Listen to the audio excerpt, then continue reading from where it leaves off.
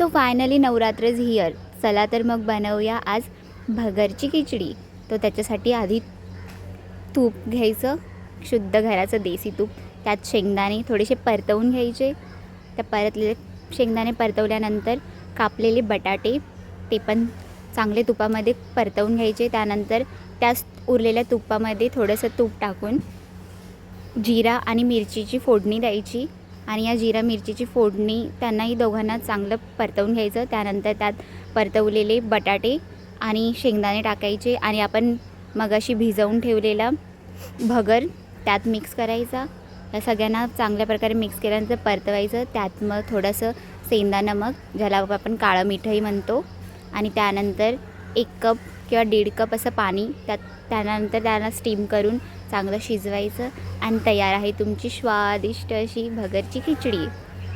Enjoy.